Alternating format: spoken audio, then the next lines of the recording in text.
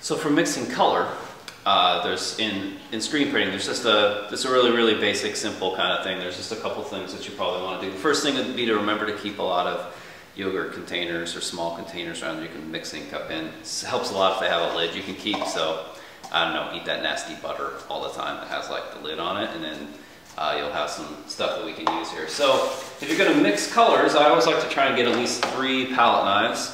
Let's say I'm going to mix, you know, I don't know, green out of a couple of different things here.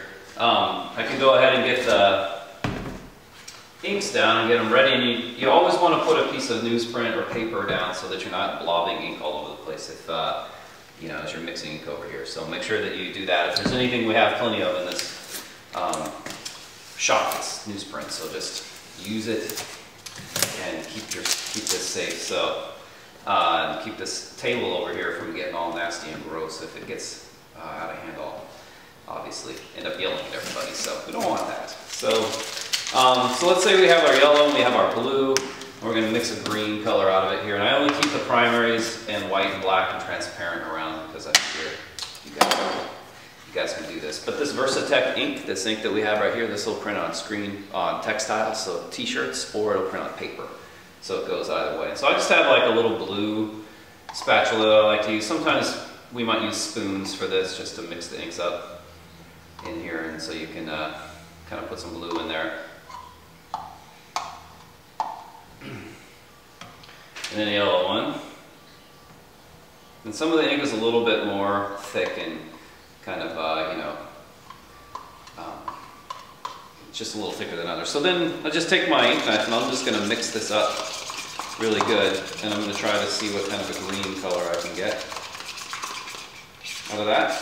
And if you want, you can spritz a little water in there. Remember, it's acrylic, so if you keep it a little wet, it'll kind of be a little bit more viscous and it'll mix together a little bit easier.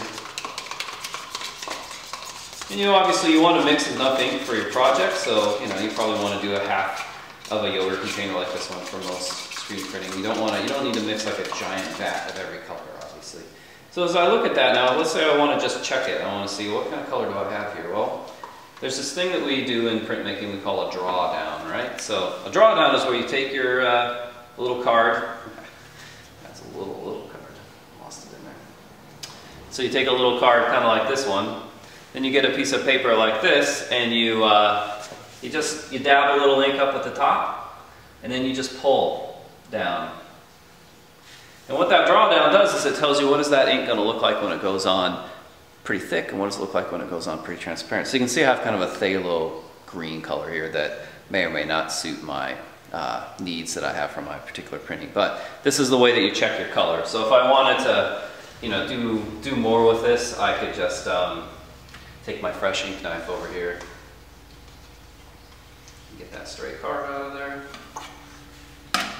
And you always want to make sure your ink knives are clean, right, before you put them into the vat of whatever color we're looking at there. And so I'm just going to take a little more yellow and add that in there.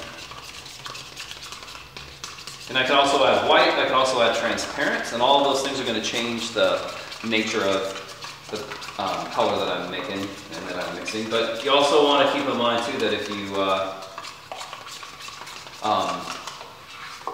you know, that you want to do your drawdowns on the same kind of paper that you're going to print on. You don't really want to do a drawdown on paper that's like radically different color, right? Because it's going to help you.